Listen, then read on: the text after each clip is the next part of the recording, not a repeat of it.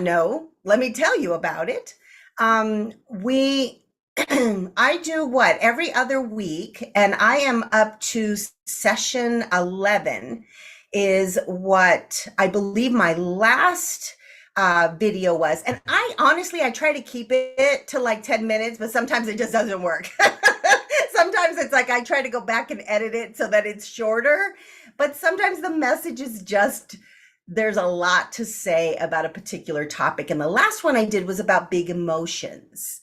And there was just no way I could cut it less than, it's like 19 minutes. Did anyone watch any of those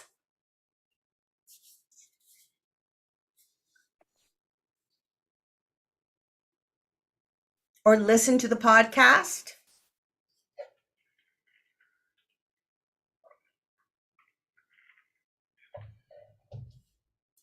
Okay, so no one has seen any of that. You have to go watch these. So, what we did was the idea is to create these little snippets of information. Okay. And it's called Early Childhood Learning Bites. It's on YouTube. And that's where we're streaming live right now. And what we kind of talked about was, being in early childhood is time consuming and a lot of work, and you're exhausted at the end of the day.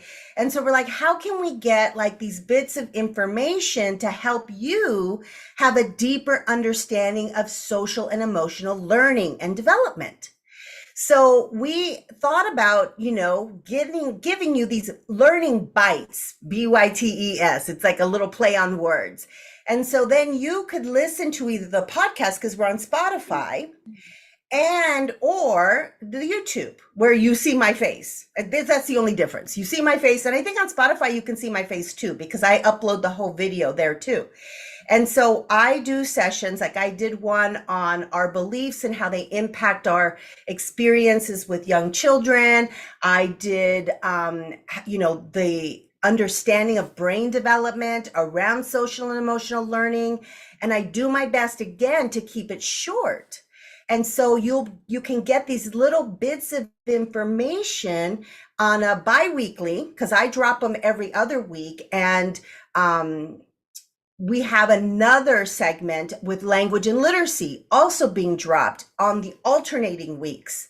So you can get a good deal of information just by following our YouTube. And that'll be, and so the idea was that some of you would be watching the YouTube and then we would come here and you would ask me questions based on the YouTube. So given that no one has seen any of the YouTube, what questions do you have for me? Or what ideas do you have around social and emotional learning that you would like to share?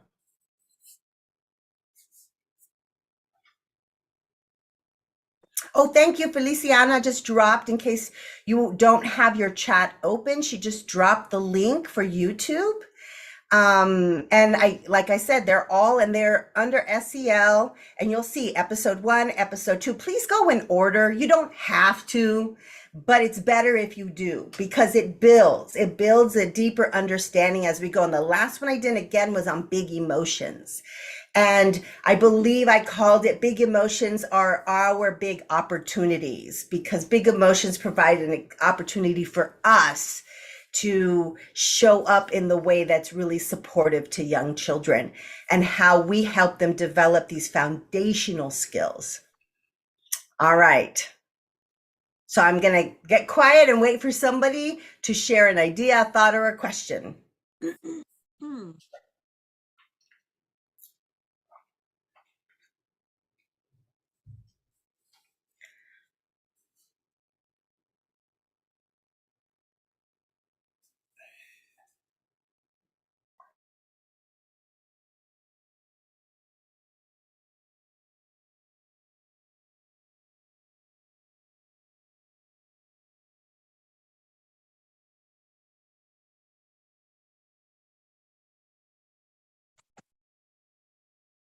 What are you Isela, currently doing in terms of social and emotional learning? How are you implementing, intentionally implementing? Maybe you're working on a specific skill that you are hoping to develop.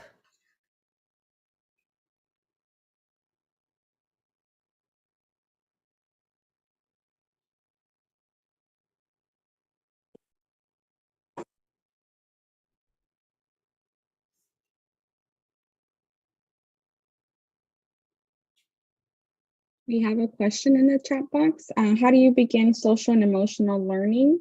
I believe with a 2-year-old. All right. So social and emotional learning actually begins at birth. Okay. Social and emotional learning is about how young children develop emotionally and socially. So you don't do anything to a child, you actually are with a child. Does that make sense? So what I mean by that is how you are present with a child can either support their social and emotional learning and development or hinder it. So I'm going to explain to you what this means.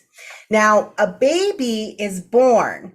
I say we and a baby because you were once a baby, and it's important for us to acknowledge this. Okay. We are born with the innate need to connect with the people who care and love for us. Love for us, love us. We are born with the innate need. That means that we're born to seek out the people and connect with the people who love and care for us. And as the adults who are loving and caring for the babies, our responsibility is to tune in to their needs. Our responsibility is to create authentic connections with the baby. And our responsibility is to respond consistently to the baby. Okay. And I'm going to explain a little bit more because this is really, really, really, really important. Okay. Our consistency creates a sense of safety and security. So if you are inconsistent in your responsiveness with children, with babies, their brain creates these connections that go, I'm not sure if somebody's going to come when I need them. I'm not sure that my needs are going to be met. Sometimes they're met and sometimes they're not met. So our consistent patterns of being responsive. So when a baby cries, we pick them up, we care for them, we hold them, we try to figure out what's wrong. And I'm going to talk about that in a second, because that's really important too. But I want to mention that a lot of people, and I'm going to speak from my culture, my family would say to me, "Ay, mija, no, don't pick her up all the time. You're going to spoil her. She needs to learn how to soothe herself." That's actually one of the most inaccurate bits of information that has been passed down from generation to generation, and doctors even tell you to do it. I have worked with Phoenix Children's Hospital in my career, and what the doctors have said to me who work with children, they have never taken a child development class because they're there to care for their medical needs, but don't understand the developmental progressions of how children learn in other ways. So they give bad information oftentimes. And one of them is to like cry it out or let them cry so they can self-soothe. And what happens in the brain is the baby thinks no one is going to come and get me when I'm most distressed. This is an unsafe experience for me.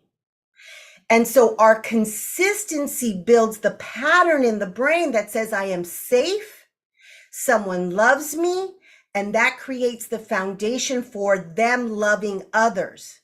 And guess when this is most important, most critical period of time? It's the first year in life. The first year builds these foundations because the first year the brain is developing at the fastest rate. The other thing I mentioned, I was going to come back to it because sometimes I say this and then I don't, is attunement. Attunement is tuning in. You're leaning in. You're paying attention to the sounds, the nuances, the ways babies cry, the ways they are like you're tuning in and you go, oh, that cry must mean that she's tired. Oh, kicking her feet like that means that she's uncomfortable. So a lot of times, if we're not tuned in, it's called misattunement. And misattunement means that we're just like, oh, throw the bottle in their mouth. That might be it. We're just guessing out here. Instead of tuning in and figuring out, what is this baby telling me?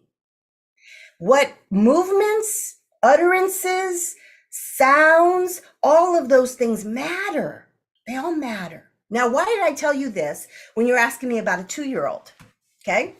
It's because social and emotional learning and development is built on a foundation. So it continues to build. The quality of relationships in infancy and babies is critically important. In toddlerhood, what you're doing is you're creating a safe, connected experience with babies. You're helping them know that they're, 2-year-olds, they start to form, they're trying to form their own identity. This is where they're like, no, no. And they throw themselves on the floor and they throw the shoe across the room. And you're like, what happened? What just happened here? Right? They're developing who they are. And I always say that if your child is like, or the child you're working with isn't throwing themselves on the floor or throwing the shoe across the room, I would be a little concerned, because that's what they do. That's a part of children's development. So when they're having these experiences, our role and responsibility is to help them feel safe, secure, and loved, and help them develop the skills that they need in order to get their needs met. Okay. And so for 2-year-olds, it's exactly what it is for even the babies. You're feeling really frustrated because you didn't like the way the shoe felt on your toes. You know how some kids have like those sensory things with their shoes and their socks, and like that little part on the sock isn't just right. So they throw it and they're like crying and you're trying to figure out what's going on. It's creating a sense of, again, connection, love, safety, and security, and then helping them move through the course of whatever need that they're needing to get met. Okay. And so I'm going to continue. I'm going to look at the other questions here, because I'm guessing that there's some of the more that I would say about that can be integrated in some of the responses to these questions. So let me take a look at the questions here. How do I help a child become more social that has a speech delay and they were just diagnosed with autism? I have never worked with a child that has autism, and I want to help him become more social in the classroom with teachers and his family. Okay. I'm glad I have never followed that advice. As soon as my baby cried, yay! Follow your instinct, right? Follow your instinct. Yeah. Okay. So, when there's trauma, that's a big question. That's a big question. Okay. So let's start with this autism, and I'm going to just get a piece of paper here, and let me grab a marker. Let me draw this out. Okay. Everybody likes to use pyramids, and I'm just going to, this is not the pyramid model. Please do not, not the pyramid model. I'm not trying to say that. What I want to show you, let me see, right there. Okay. So this foundation right here is what we should be doing for all children. Okay. So I want you to remember this. There are practices that are good for all children, regardless of disability, culture, background. They're good practices for all children. And this is what I'm talking about. Safety. Everyone has to feel safe. And if you do not feel safe, and this goes into the trauma question, children who cannot learn or have difficulties learning, not cannot learn, but who are having difficulty learning, sometimes it's because there's trauma. There's trauma going on. And the brain is in this constant state of trying to protect itself. It cannot get to a state of relaxation to learn. So then oftentimes kids get all these diagnoses that are not actually accurate because it's actually trauma. Okay. So we're going to go back to the child with autism. So that foundation is all children. And then what we do is we take a look at what specifically about this child does this child need? What do they need specifically? Okay, so I'm going to back up a little bit and just give you some ideas for all children. I started it. They need to feel safe. Okay. They need to feel loved. So that means they need to know that the adults who are caring for them, whether it's family or in a family childcare program or in a center-based program, that the people who are caring for them actually like them. And I say that because I go into a lot of schools, and sometimes there's a feeling where the adults, I can sense, don't like some kids. Or inside of them think, boy, can I get a break? Like, this child comes every day. Can we get a day that he doesn't come so that I can do the things that I need to do and I'm not chasing him around the room or her around the room all day long? Those types of thoughts about a child, children sense that. They know if you are not excited to see them at the door. And so one of the first things that I do to help folks really develop relationships, because that's, again, all children need safety, security, and love. And so this is developing the relationship, is to practice your eyes lighting up when that child who you find most challenging, because it is a personal experience that you find most challenging, that when that child walks in the door, your eyes light up. And you're like, good morning. It's so good to see you this morning. Okay? Because children know without you saying anything whether you like them or not. Okay? They have to feel, I'm going to go back because this is really important, emotionally and physically safe. And they need to know that they are loved and that you're willing to make consistent connections with them. And then there's a third thing, once those things are done for all children, that we create experiences that are meaningful to them, not to you, not to you. So not all the things that you think you should be teaching them, but meaningful that engage them, where they light up and they're curious and they're like, whoa, we're going to do this. And I want to know more about that. And look at the bug that's crawling on the sidewalk. What is that? You grab the magnifying glass and you take pictures of it and you explore it and you get books about it. You create experiences that excite them based on who they are. Okay. So those are foundational for all children. And then you go into that next level and you go, now here is this child. And this child, what does this child need? What does this child love to do? What does this child get excited about? And what is this child still learning how to do? So I use that. A lot of people say challenges. I don't like that word. Or they say weaknesses. I don't like that word. I don't even use it for myself personally. I do not use any of those words for myself. What I'm challenged by or my weaknesses, those are out the door. I say we are still learning how to. I'm still learning how to, and she's still learning how to. So what is she still learning? She's still learning how to take turns. She's still learning how to learn the language to be able to express what she needs. She's still learning how to. So when we have a child with autism, we have to look at that child's unique needs, because autism is a huge spectrum. Every disability has its own spectrums, every neurodivergent experience. My child is neurodivergent. And when I look at her, I'm going to look through a different lens for her than I'm going to another child. So you have to figure out, okay, what does the child, in terms of communication, is there a way that the child is already communicating? Is it hand gestures? Is it utterances? Is it that? And what do those utterances mean? This is where that attunement is really important. But that means you got to slow down. You got to sit down, like on the floor.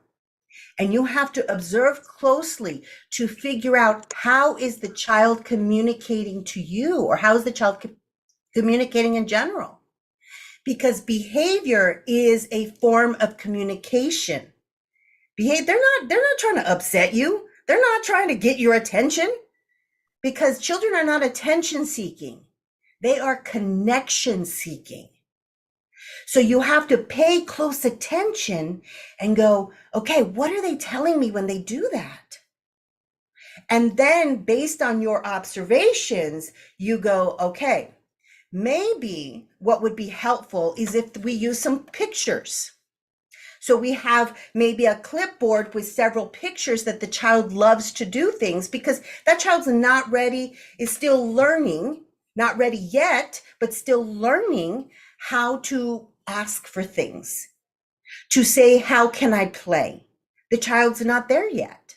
And so let's take photographs. And so then the child has like a clipboard or a picture board of some sort where they can point. Or maybe we teach them some sign language, and we teach them, and this is you. We got this thing called Google. It's really cool. When I was a young teacher, because like I'm 50. So I've been in the field for like 32 years, long time. So when I was a teacher, we didn't have this thing called Google. We didn't have it. And so we had to go to the library and we had to get books and read the books and figure out how to do things. But now you have this thing called Google, and you can put into Google how to do sign language, easy signs for children. It's so easy to get information now. They even have like you printouts that you can just print out and teach yourself. There's YouTube videos where you can do simple signs for children and teach them. I taught my daughter when she was an infant how to sign. When she was 4 months old, she would tell me she was hungry. She'd go, and then she'd go like this for more. And she wanted milk, she would do this. She was 4 months. She'd tell me what she needed. So you can use signs for all children. Again, that lower rung, right? This all children. Then look at what the child with autism, how they're communicating with you and how you can help them develop their communication better. Now, I think your question was also had a social component to it. How you engage children, any child, not just children who have autism, but any child who might like not know how to engage socially, because most children and most grown-ups don't know how to do this effectively. A lot of grown-ups don't know how to engage socially. We think we do, but we really don't. So when children are playing, often you have to pay attention. Are they playing together? Are they going, you be the mama, I'm going to be the dog. And then we're going to make, because that's an advanced play experience.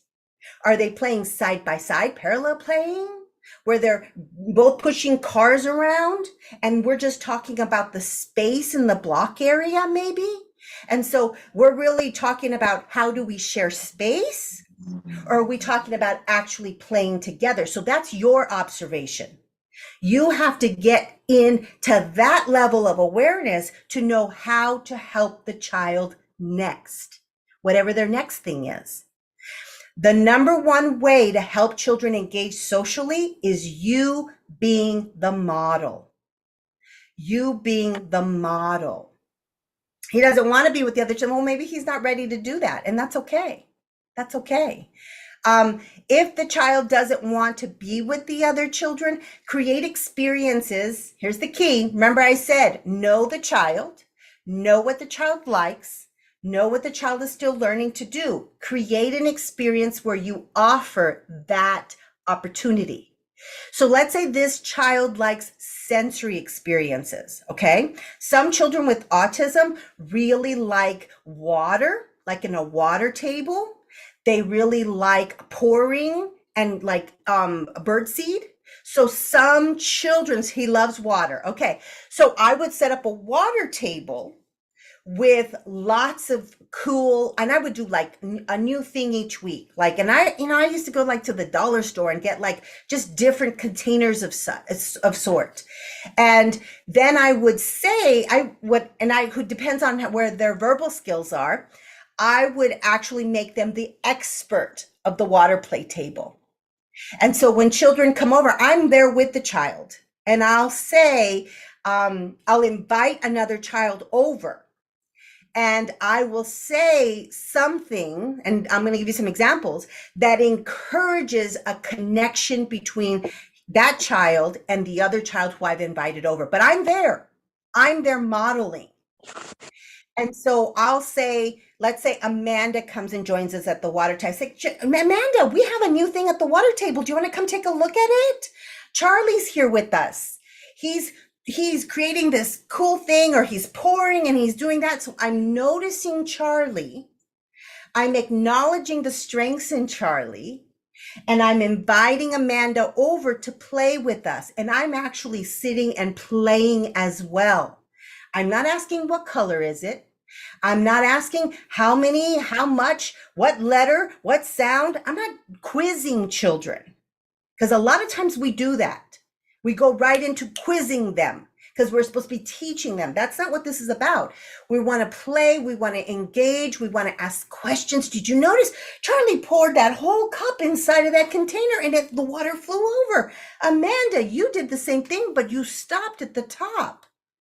So you notice what children are doing, but you play with them and you create an experience where you're bridging children's experiences together is what you're doing. But don't have an expectation that the child's going to want to play with others. That might be very overwhelming. The noise might be too loud. My daughter, she has ADHD. She didn't go to the movies until she was about 9, because that experience was too sensory overload for her. Too many people, too loud, too many colors.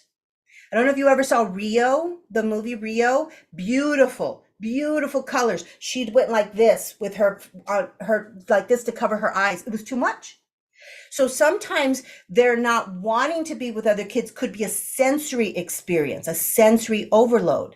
This is why you have to pay attention. And I can't give you do this, do this, do this, because it's a child who has very unique needs. Okay, so go figure out like what the child needs and then create an experience where you can invite other children to be around this child with, with parameters. If it's too close, you go, okay, this is his space over here. We're going to make sure that we honor his space. Okay. All right. Yay. Cool. And you can do it with anything. Like if you're having snack, I always did open snack. I don't like snack where we all sitting together. And the reason is because I want kids to like go, oh, I'm hungry right now. Oh, I'm not hungry right now. Like, I want that experience, because too many of us eat when we're not hungry. Way too many of us eat when we're not hungry. And so I would sit with him or the child and I would just have, I would talk, and sometimes the kids just looking at me, paying attention seemingly. Again, your child. And I would just talk casually about stuff. And then I would invite another child over. And again, you want to bridge those connections. Okay. All right. Let me go back up to the other question. There was one about trauma. I've heard that challenging behaviors have a trauma. No. Challenging behaviors are a normal part of development. And I'm going to give you somewhat challenging behaviors. And okay, trauma doesn't even have to play any part in what we perceive as challenging behaviors. So I'm going to tell you what challenging behaviors are, okay? Biting is genius, okay? This to me is like the child is highly intelligent. Let me tell you why, okay? I love biting. I don't love biting, dealing with it, but I think it's genius. So let's just say, let me see, I'm just going to my marker here, okay? So a child is playing with a toy, okay? And another child comes over. Now, we often see this with toddlers, right? 3-year-olds, maybe. Children with disabilities, absolutely this can happen, because it's, they don't have the language. Some kids don't have the language yet. And let me explain how this plays out. So here's a toy. Pretend this is a toy. And another child sees it, and I'm playing with the toy. So the child comes over and bites my arm. Okay, guess what magically happens? I let go of the toy. It drops. And then I go, because it hurts, and I'm crying, and I run away to find an adult. Because if I have good attachment, that's what I'm going to do. I'm going to find my caregiver to comfort me, because I'm hurt. And that was scary. And the child is like, ta-da! The toy fell on the ground, cause and effect. I bite, toy drops. I don't know where she runs to. Not my problem, but now I get the toy. So it's genius when we think about it that way, but because we're grown-ups, we think that that's a challenging behavior, or that's bad, or that it's like we create these stories. Is it socially inappropriate to bite somebody when you want something? Absolutely. But part of our role and responsibility is to help children learn more socially appropriate ways to get their needs met. And the reason why many kids bite is because their language, they have receptive language, like they understand everything, but they haven't developed their expressive yet. They haven't developed the language to be able to say, I would really like to use that right now. When are you done? They haven't developed that yet. And so biting works. Hitting works. I need you out of my way. You were in my way. You're too close to me. Bam. Right? Is it socially inappropriate to hit? Well, yeah, I'd like to say that it is. We don't want grown-ups doing that to each other. We do have that happen, but we don't want that to happen. So we want to teach children socially appropriate ways to get their needs met, to say what it is that they want. Hitting, biting, pushing, screaming, yelling, tantruming, all developmentally appropriate for young children. And I would take that all the way to at least 8 years of age. And then we see some differences in development, and they get more sophisticated, but it's also part of their developmental process to talk back, to go, no, I don't want that. That's what they're supposed to do. They're supposed to do that.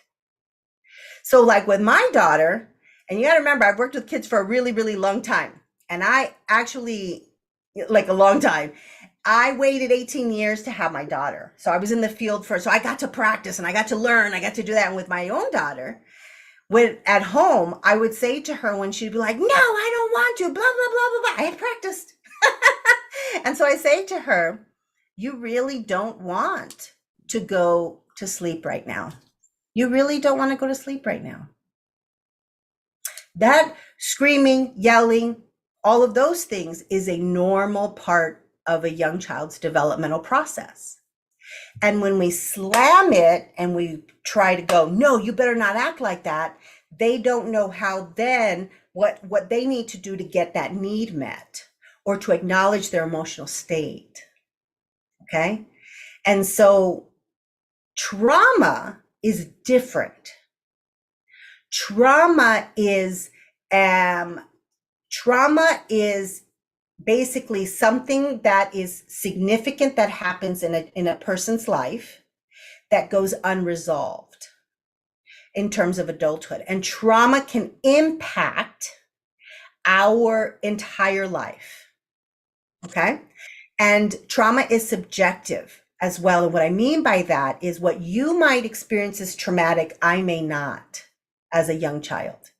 So every one of us have a different experience of what trauma is and what trauma does in terms of our brain development. Okay. And some of the things that we acknowledge as traumatic in general are domestic violence, inconsistent experiences in life. So inconsistencies, even a divorce can be very traumatic for some children. Being around somebody who is not stable in their emotional state, so they're up and they're down. So a caregiver who is erratic like this can be traumatic. Not having food, shelter, experiencing like houselessness, that could be traumatic. Natural disasters, COVID, those things can be a traumatic experience. Now, having said that, if you have a traumatic experience, but you have a caregiver who helps you through the experience and with love, connection, and, all of the things that help us feel safe and secure, then that trauma has completed the cycle and may not continue to impact or affect the person lifelong. Does that make sense? And so like my child experienced somebody choking, and that was very, very traumatic for her.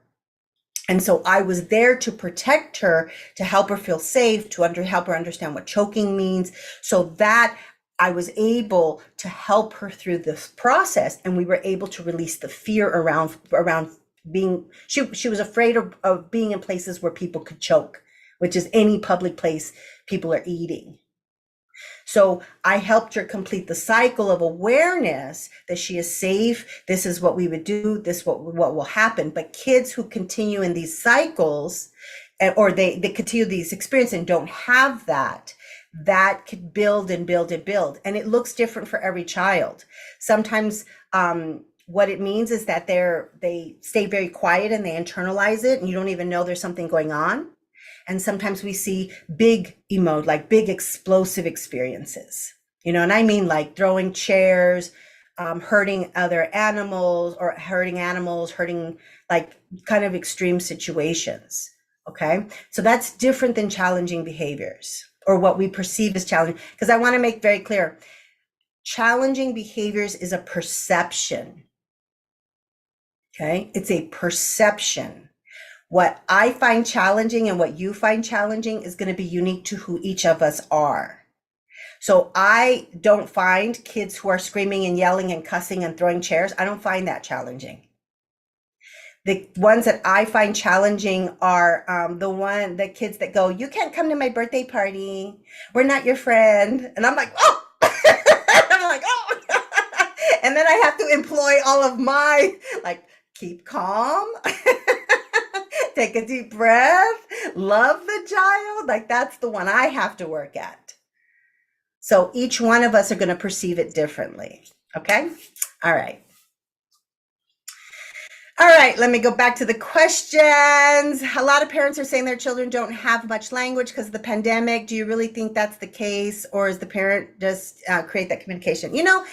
There's so many conversations around COVID and the impact of COVID. And I don't know that we're really going to know for sure for a while. And I can make lots of guesses, but here's the thing. It's not just that we're not communicating. It's kind of like how we communicate.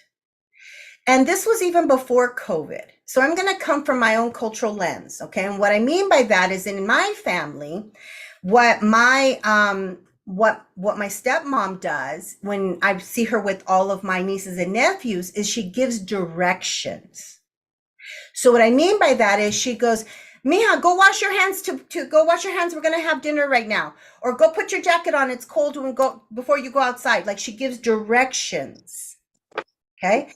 And so I'm over there, and I'm in early childhood. So what that means is, like, I'm talking about like everything. Like, my nephew comes and shows me a picture, and he's like, "Dia, look at, I made this." And I go, "Well, show me. Oh my goodness, look at this little part up here. Tell me more about that.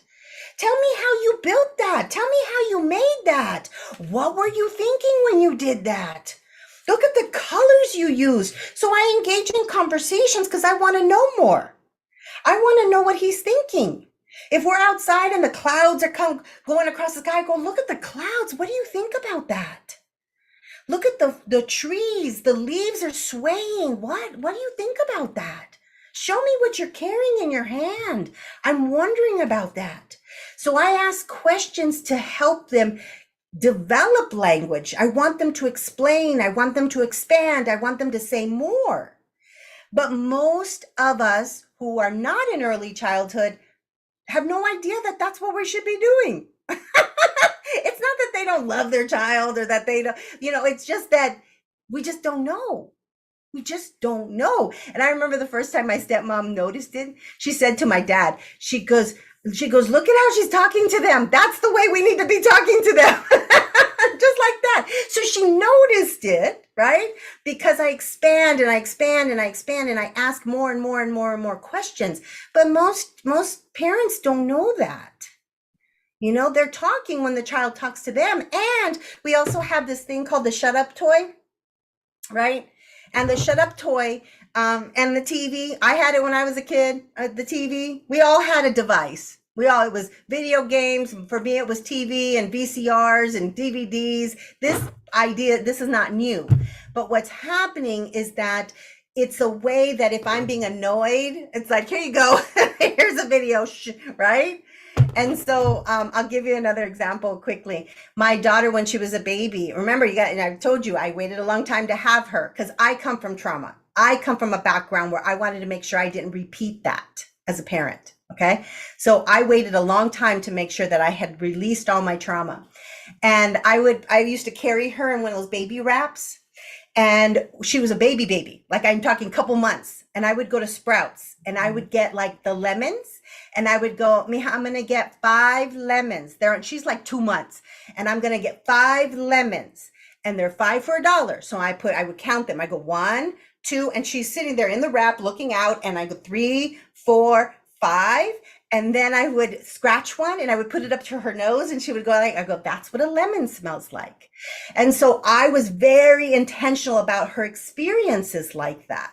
People would look at me like I'm nuts because usually what we want is we put them in the carrier and we want them to be quiet, right? So we could shop. And here I am on a 2-hour expedition at Sprouts showing my daughter all of the things there are to see. Most people don't, like I said, people would look at me like, what is she doing? That baby's like 2 months old. I also know that the first year in life is when the most critical year in terms of language development, language exposure, feeling safe and secure, all the foundations that we need for life.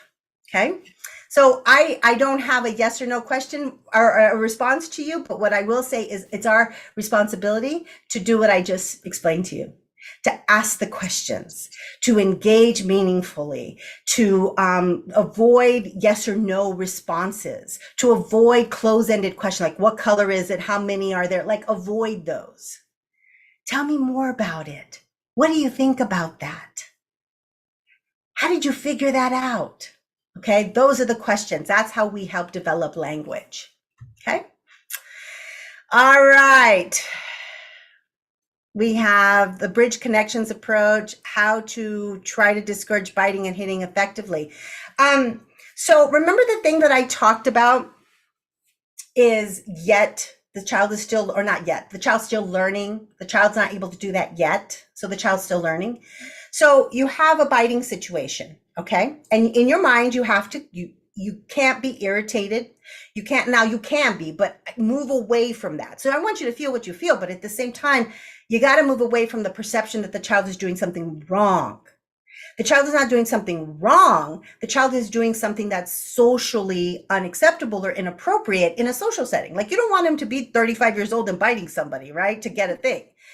So you recognize it's just part of the development. And then you go in your mind, you go, okay, why is the child biting? And sometimes we know, and sometimes we don't.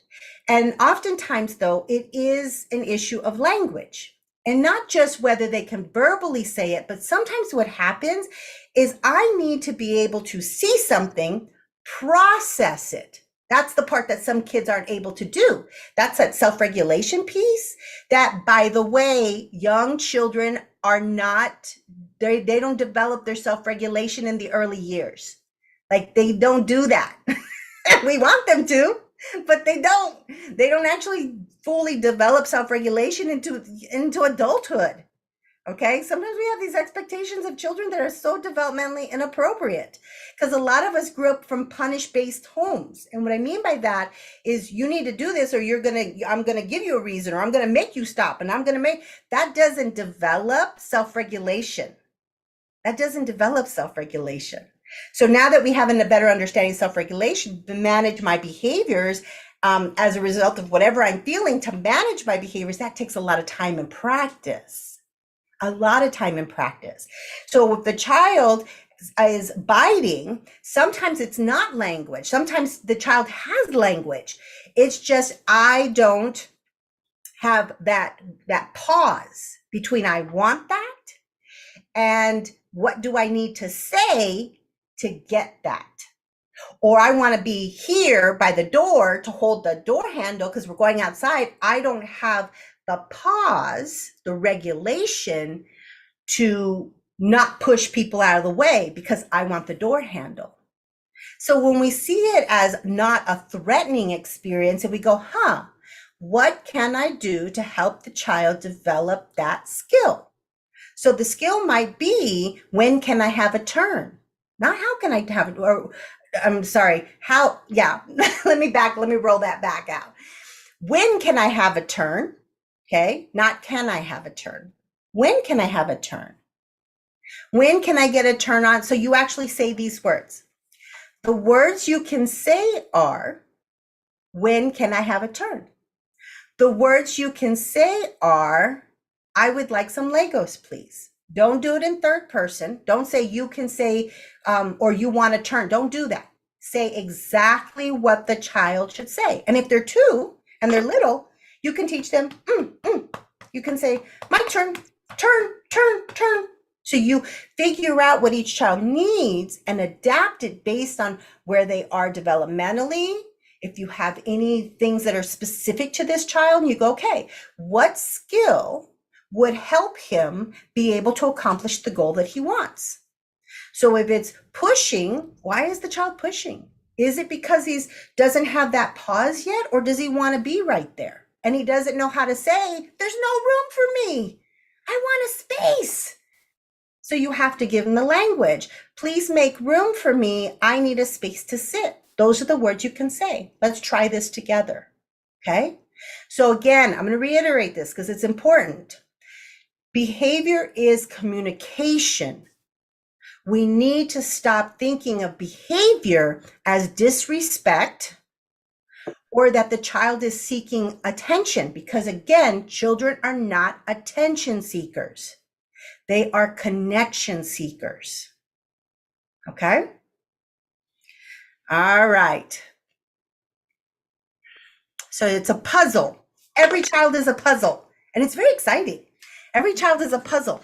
And I will tell you what, like I told you, I've been in the field over 30 years, and I'm still in classrooms. Like I still go into classrooms. I still do side-by-side modeling with teachers. And there's always a child who still kind of spins me out a little bit. And what I mean by that is I go,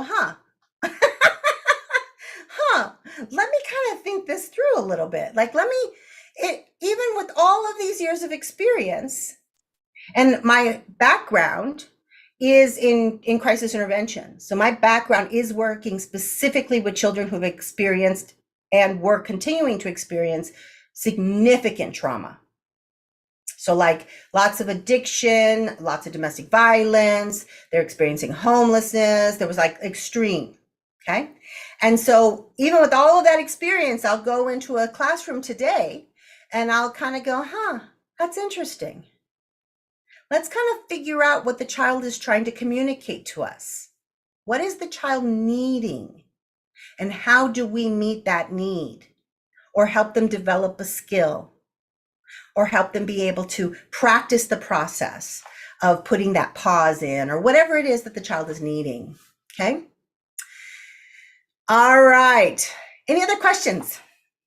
Thank you for asking the questions. I appreciate that. It gives me a platform to talk to, or would we just be staring at each other? Oh no, I have enough to talk about. All right.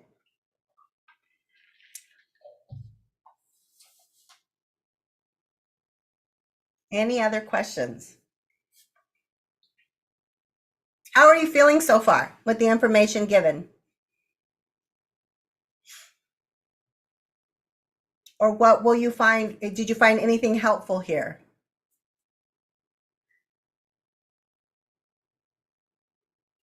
You know, I still attend a lot of sessions personally for lots of things, not just this, but for lots of things. And every time I do, I always go in with an open heart and I go, I have a lot of experience and I teach this stuff. But, each time I go, I'm like, that's cool.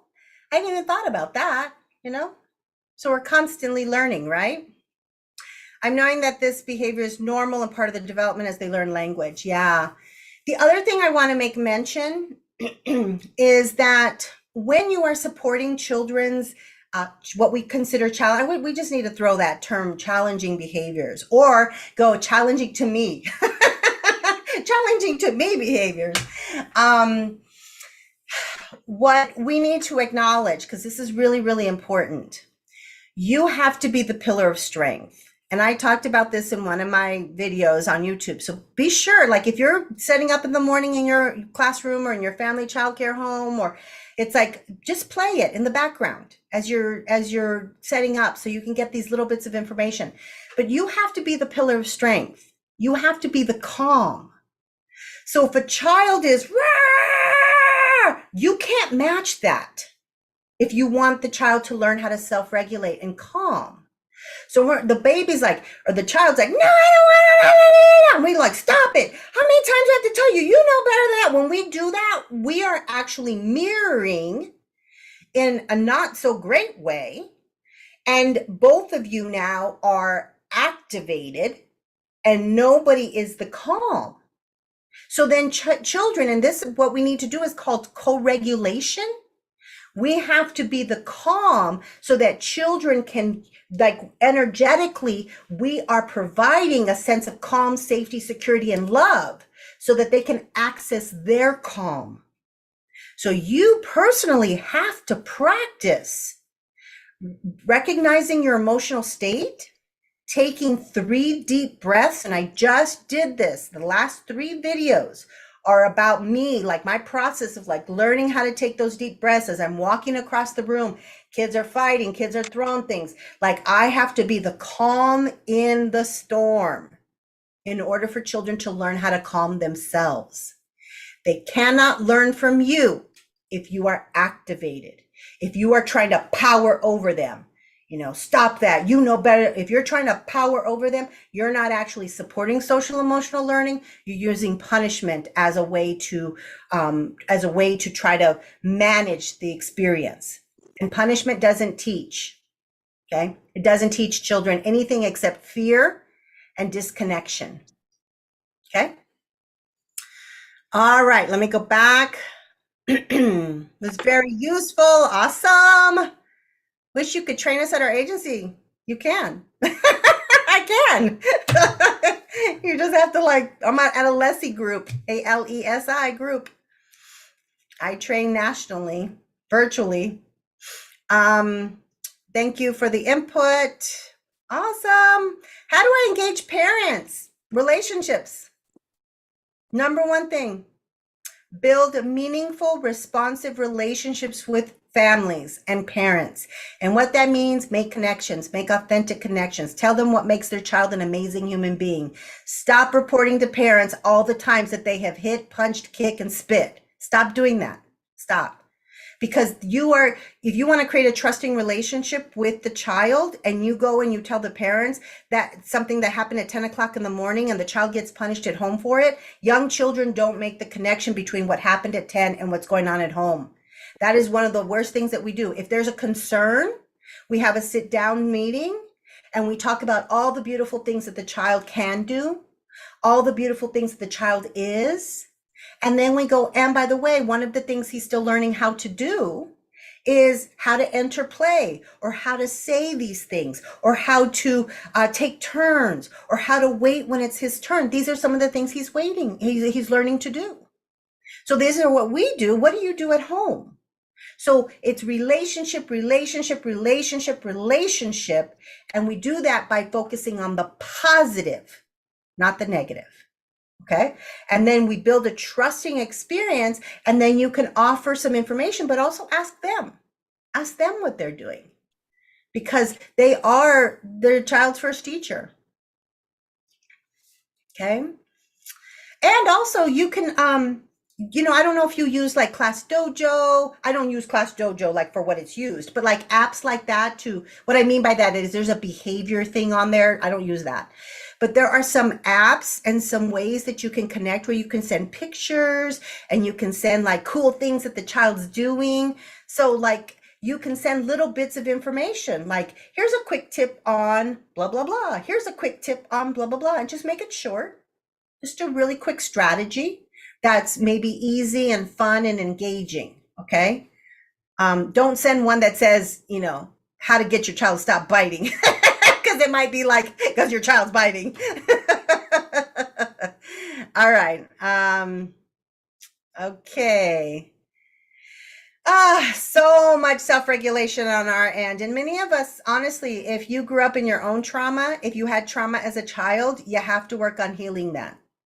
Because it's really hard if you're activated and if you're not in touch with your own emotional state. It's very hard to be the calm when it feels very big. Okay, when whatever's happening in front of you feels very big, child's in big emotions, they're reactive, they're yelling at you. And if you, as a child, experienced some traumatic, event, or you had a father that would never let that happen, you might be activated internally, and it's very difficult to be the calm if you haven't actually released some of your own trauma. Okay, it's really, really important. I'm just speaking from my own personal experience. I do professional developments and trainings. Yeah, oh, that was a direct message. Okay. I always try to shine positive things made during the day. That's awesome. And I'm going to give you a quick tip because we're almost done here. If you are challenged by a specific child, this is what you do. Every single morning, you write down 3 to 5 things that makes this child an incredible human being. Every morning. And you can't just say, yes, that's the same. Yes, it's the same. Yes, you can't do that. Every single morning, write the words before the child comes. 3 things that makes him an incredible human being. Because the child needs to know that you care and love him. They need to know that in order to feel safe and secure. Okay. And I do that with I used to be an administrator for many, many years. And when I had a teacher, and again, difficult situations because I was in crisis intervention. And anytime a teacher was like, I don't know what to do. I don't know what to do. And I said, you got to love the kid first. Because if you don't, we can't deal with any of the behaviors. So 3 to 5 things that makes him an incredible human being every single day. That's my best tip for the day.